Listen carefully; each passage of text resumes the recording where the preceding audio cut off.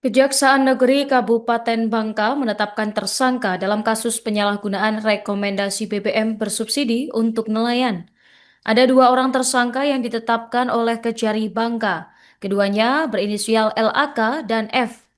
Hal ini disampaikan secara langsung oleh Kepala Kejari Kabupaten Bangka, Heria Sakti saat konferensi pers di depan kantor Pitsus Kejari Bangka pada Senin 26 Januari malam.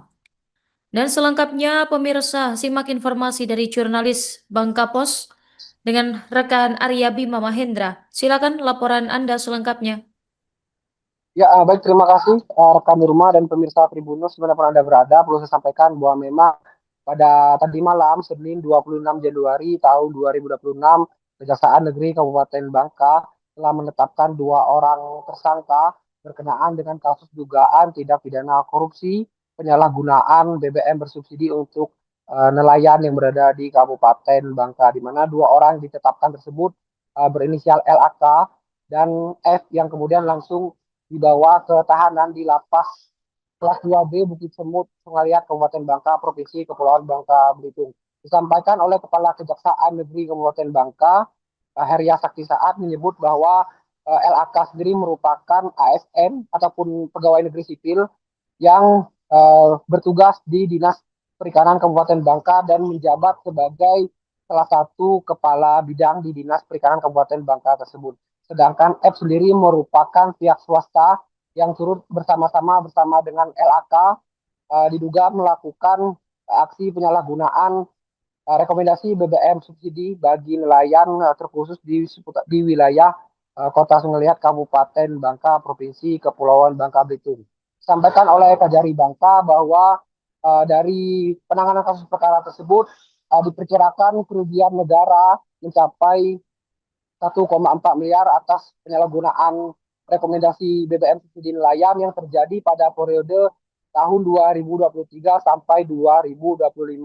Kemudian dilanjutkan ke depannya juga masih akan tetap dilakukan proses penyidikan ataupun pendalaman lebih lanjut terkait perkara-perkara tersebut, termasuk kemungkinan adanya tersangka-tersangka lain yang akan ditetapkan jika memang ke depannya diketahui ataupun ditemukan adanya dua alat bukti, termasuk sedang diselidiki juga ataupun sedang dilakukan penyidikan terhadap dugaan keterlibatan atau keterkaitan Kepala Dinas Perikanan Kabupaten Bangka.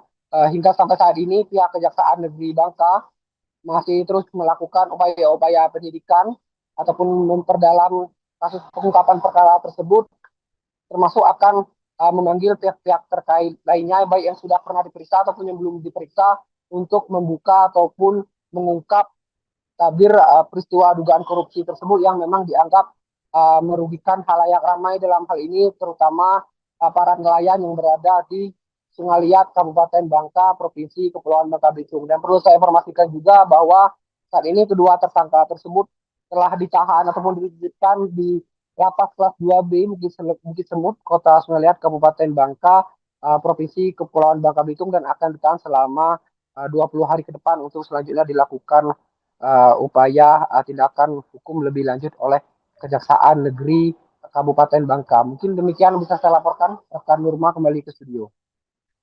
Baik, terima kasih rekan Arya Bima dan selamat bertugas kembali. Siap. Silakan Pak Kajari.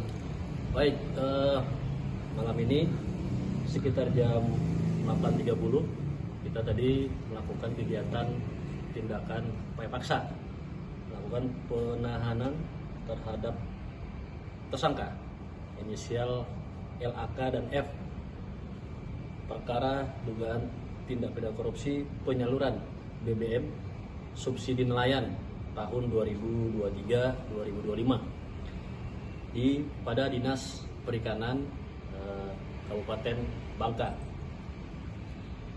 Penanganan perkara ini merupakan pelaksanaan surat edaran Jampitsus terkait prioritas penanganan perkara tindak pidana korupsi yang berhubungan dengan hajat hidup orang banyak di sektor energi berupa pembagian solar bersubsidi yang tidak tepat sasaran.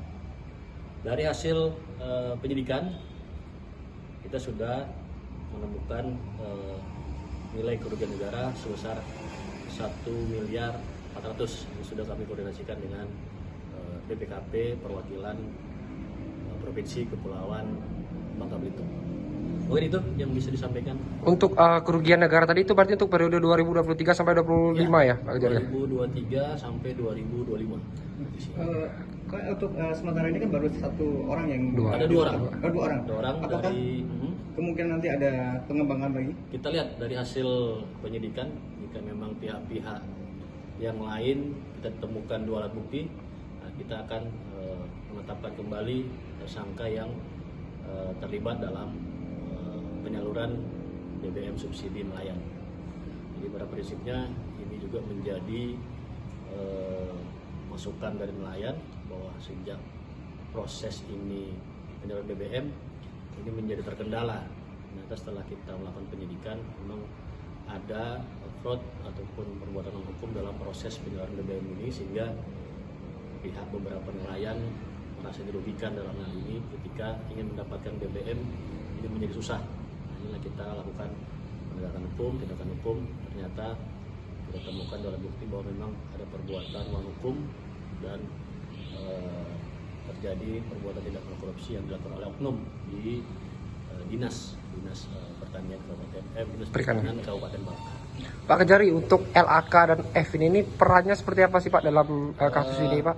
Perannya nanti kita perdalam di penyidikan, tapi pada prinsipnya perbuatan melawan hukum ini terjadi dari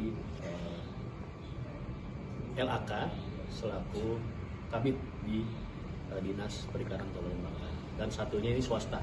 F ini swasta Pak Ya, F ini swasta, pihak yang bersama-sama dengan LAK dalam melakukan penyimpangan subsidi BBM khusus nelayan. Pak, sebelumnya kan dalam penanganan perkara ini sudah puluhan saksi yang diperiksa Pak ya. Selain dua orang tersangka ini mungkin ada kemungkinan akan ada penetapan tersangka lainnya mungkin Pak? Ya, tadi sudah sampaikan, Ya. jika kami menemukan dua alat bukti dalam pemeriksaan berikutnya, kami akan segera menetapkan tersangka untuk pihak-pihak yang terkait. Untuk ini Pak, untuk kepala dinasnya sendiri terkait enggak kira-kira? Nanti kita lihat hasil penyidikan bagaimana peran masing-masing saksi yang sudah ataupun akan kita periksa dalam penyidikan ini. Pak Kejari, untuk pasal yang dikenakan kepada kedua tersangka apakah sama? Pasalnya berbeda. Pasal sangkanya berbeda dari sisi ASN dan pihak swastanya. Tapi semuanya pasti undang-undang tindak pidana korupsi. Ya. Untuk ancaman hukumannya belum tahu juga berarti ya Pak Kejari masih. Hukuman kita lihat dari sisi penerapan KUHP baru dan undang-undang yang masih lama, itu pasti masih ada perbedaan.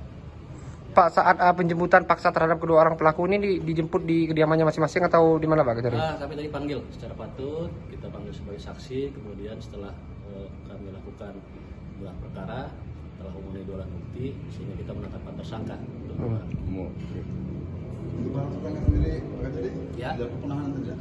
Kenapa? Dilakukan penahanan rutin. Ya, dilakukan penahanan rutan di Bukit Semut ya. Dititipkan ya? Saat dititipkan selama 20 hari, terhitung hari ini sampai 20 hari ke depan. Oh, oke.